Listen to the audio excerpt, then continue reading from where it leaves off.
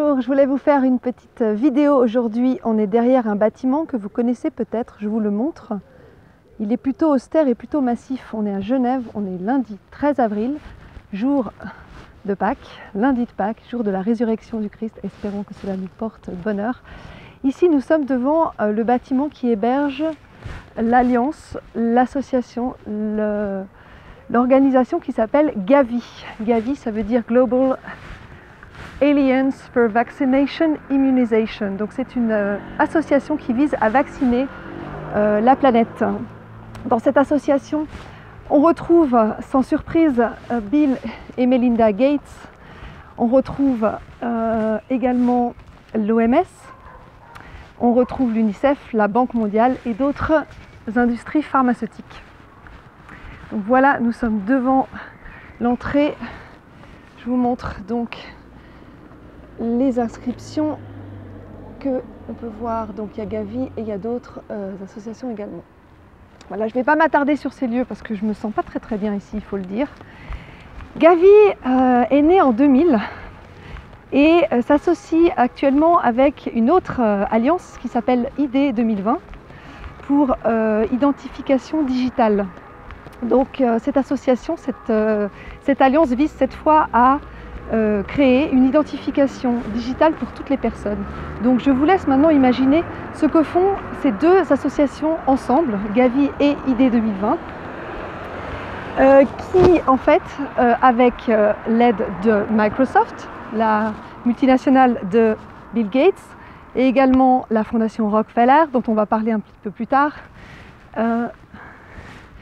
donc les deux ensemble visent à nous préparer une petite soupe de vaccin avec des puces électroniques ou, ce que j'ai découvert ce matin, un colorant à point quantique qui s'appelle en anglais Quantic Dot Dye. Je vous donnerai les références, là je vais traverser la rue, qui en fait permet de mettre avec les vaccins une identification digitale de façon tout à fait invisible au niveau c'est micrométrique, hein, c'est 20 microns, donc c'est un millième de millimètre, c'est 20 millièmes de millimètre.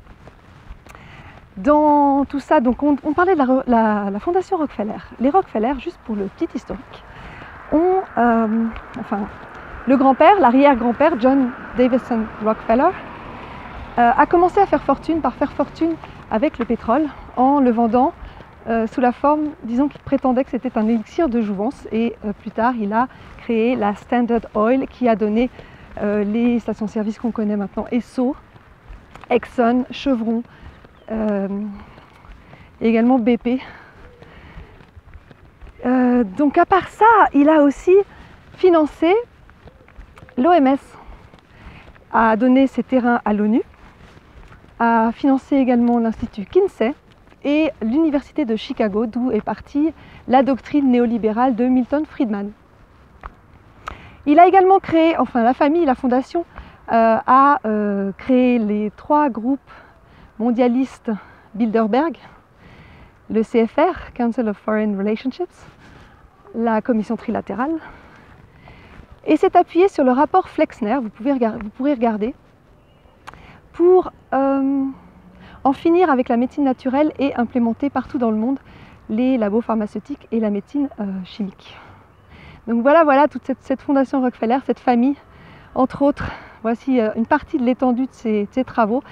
Une petite chose encore avant de passer à autre chose, elle a financé des travaux des programmes nazis d'eugénisme à l'époque sombre de l'histoire.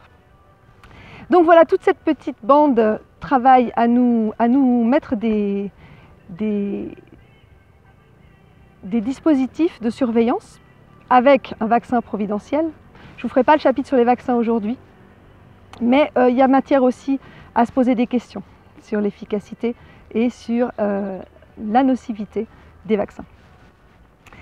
Que vous dire? Oui, donc ce qui me permet d'être assez affirmatif dans cet avertissement que j'adresse par rapport à la vaccination de masse, c'est une déclaration de notre conseiller fédéral. Il faut savoir qu'en Suisse, on a 7 conseillers fédéraux, donc c'est l'équivalent de président, qui tournent chaque année, c'est-à-dire que chaque année, on a un nouveau des 7 qui est officiellement président de la Suisse. Et il faut savoir aussi que ces 7 conseillers fédéraux ne sont pas élus par le peuple, ils sont élus par les 2 chambres législatives.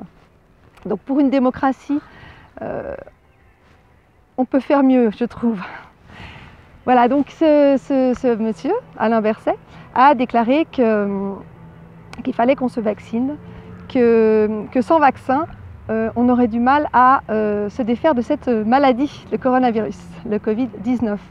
Je vous rappelle que les chiffres actuels ne permettent pas de dire que le virus est plus virulent que n'importe quelle autre grippe saisonnière. On est à 120, non même pas, 114 000 morts dans le monde, je crois, actuellement. Or, une grippe saisonnière, c'est entre 300 et 700 000 morts par an. En Suisse, on est à 884 morts, je crois, aujourd'hui, à savoir qu'une grippe saisonnière fait entre 400 et 1000 morts par an. Donc de nouveau, on est tout à fait dans les chiffres. J'en profite pour parler justement des hôpitaux, ici à Genève. J'ai quelques sources, j'ai des personnes qui travaillent au HUG et qui m'ont dit qu'elles n'avaient jamais vu les hôpitaux aussi vides qu'en ce moment. Parce qu'en fait, ce qui se passe, c'est que toutes les opérations qui sont prévues, toutes les visites, tous les traitements qui étaient agencés, qui étaient agendés pour le moment actuel, ont été annulés. Donc les seules personnes qui restent, les seules personnes qui se rendent à l'hôpital sont des personnes qui ont peur d'avoir le coronavirus. Donc il y a 150 personnes en ce moment à Genève qui sont suivies, plutôt plus psychologiquement encore que de façon curative, et qui ont peur en fait d'avoir le Covid-19. Je reviens sur la législation suisse. Tenez, on va se balader un petit peu. Alors, ce que j'ai appris, c'est qu'il y a une loi chez nous, en Suisse, qui date de 2012 et qui dit que, enfin c'est une loi qui parle des maladies transmissibles, c'est la loi pour la lutte contre les maladies transmissibles, qui dit en son article 6 que le Conseil fédéral peut nous imposer des vaccins. Les autorités peuvent nous imposer des vaccins en cas de situation particulière. Et dans l'article 7, on parle de situation extraordinaire, qu'elle peut imposer des mesures concernant les maladies transmissibles à toute la population. On a également l'article 32 qui dit que les autorités toujours la Confédération peuvent nous imposer des mesures de contrainte pour ces traitements, pour des examens médicaux ou pour tout ce qui concerne des mesures à prendre dans le cas de maladies transmissibles. Voilà, donc ils peuvent nous imposer dès maintenant, s'ils le veulent, le vaccin obligatoire. Très réjouissant, n'est-ce pas? Je voulais vous parler aussi, attendez, on va s'asseoir, oui, des lits vides, comme je vous ai dit avant, à Genève, comme partout, comme en France, comme en Italie, comme en Allemagne, comme en Angleterre. On a beaucoup d'hôpitaux et on a beaucoup de lits vides, malgré ce que disent les médias. Donc ça, il y a pas mal de sources que je pourrais vous donner qui confirment ce que je viens de dire. On a également des mensonges sur le nombre de morts, puisqu'il faut savoir que la plupart des morts comptabilisées, soi-disant du coronavirus, sont en fait des morts sur des personnes sur lesquelles on peut soupçonner d'avoir le coronavirus ou qui sont testées avec un coronavirus. Mais un coronavirus, encore une fois, ça peut être n'importe quel virus de grippe. Et toutes les personnes qui sont mortes ayant un soupçon ou un virus sont comptabilisées dans les morts du coronavirus. Donc les cancéreux, les personnes qui ont des maladies auto-immunes ou des personnes qui ont un accident, du moment qu'elles aient le soupçon ou éventuellement des symptômes d'un coronavirus, sont estampillées Covid-19. Donc forcément, ça fait monter les chiffres. Mais malgré ça, ils n'ont pas encore réussi à dépasser les chiffres officiels de la grippe saisonnière de chaque année. Est-ce que vous saviez que dans le monde, chaque année, il y a 57 millions de personnes qui décèdent? Ça veut dire 156 000 personnes qui meurent par jour. Donc là, avec nos 100 et quelques mille morts du coronavirus, ça fait tout de suite moins impressionnant. Est-ce qu'on nous met le zoom comme ça sur les grippes saisonnières habituellement? Parce qu'en fait, si on y réfléchit bien, on pourrait très bien nous obliger à porter des masques comme ça ou à nous confiner chaque année en fait. Notamment lors du pic de grippe qu'on a eu en 2017-2018. On n'avait jamais eu ça depuis les années 2000. Est-ce que vous avez entendu de mesures de confinement ou ou de fermeture de restaurants à ce moment-là. Non, moi non plus. Hein. En attendant, en France comme en Suisse, le déploiement des antennes 5G bat son plein. En France, vous le savez sûrement, le 25 mars, il y a un décret qui a été passé par Macron et qui donne les pleins pouvoirs aux opérateurs téléphoniques pour installer leurs antennes. Donc c'est bien pratique d'avoir tout le monde à la maison.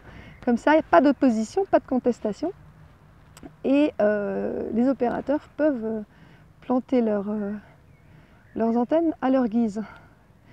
Les antennes 5G permettront de connecter tous les objets, de nous surveiller, de savoir quelle est notre consommation d'eau, de ce qu'on mange, de ce qu'on a dans notre frigo, des personnes qu'on côtoie, des personnes à qui on parle.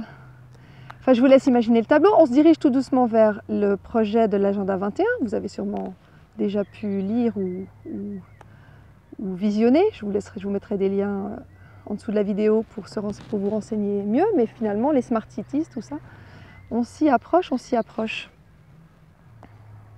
Est-ce que vous avez entendu parler aussi de la déclaration de Mike Ryan de l'OMS? L'OMS qui a été donc financée par Rockefeller et aussi Bill Gates, hein, j'avais oublié de le dire, qu'il l'est toujours d'ailleurs, disant qu'on allait devoir séparer les familles, qu'on allait devoir rentrer dans les maisons et séparer les familles.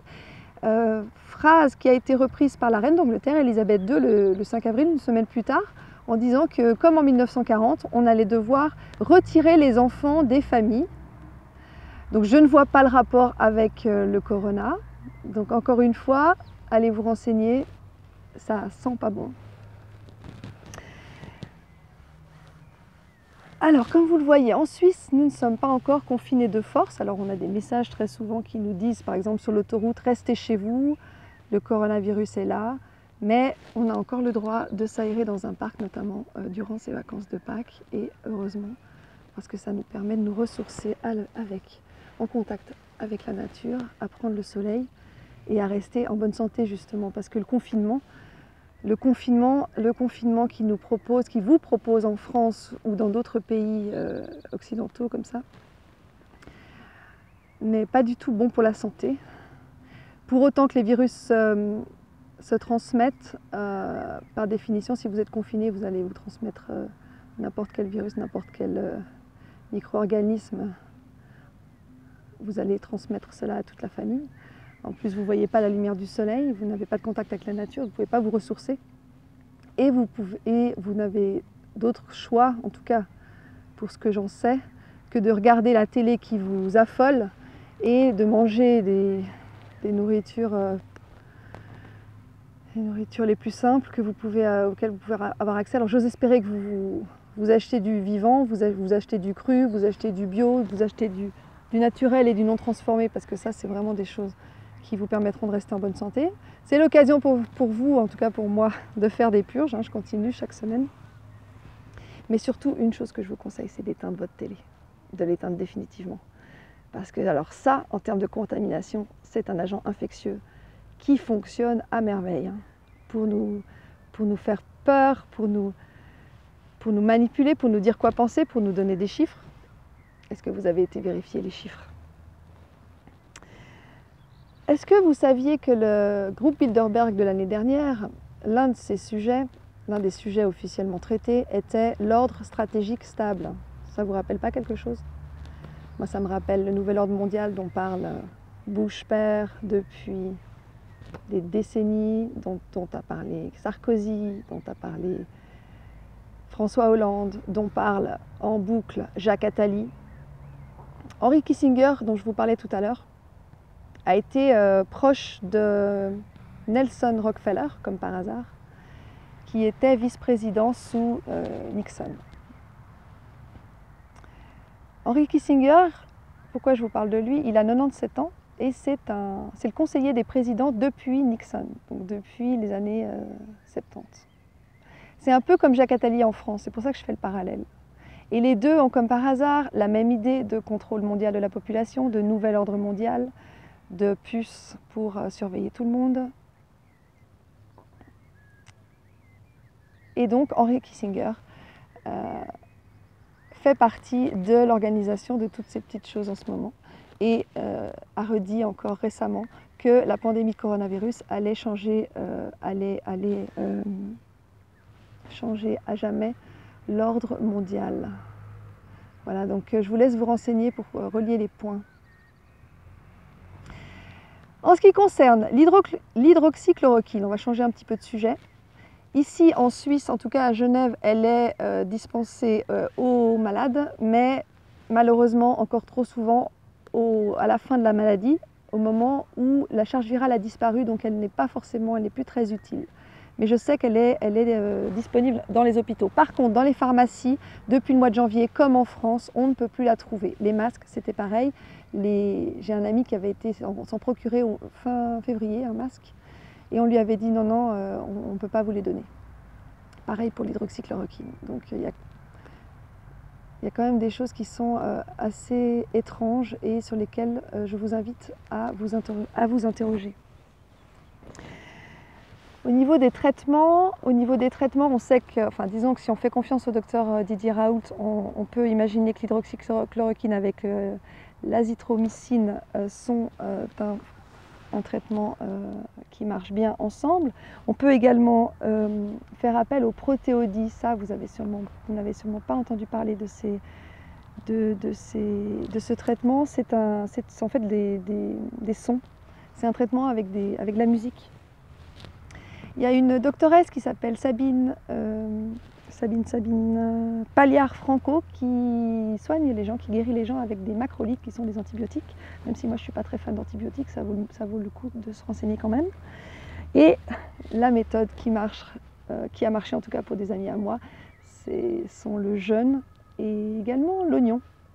L'oignon en compresse sur la cage thoracique quand on est atteint du coronavirus et que l'infection respiratoire commence à se manifester.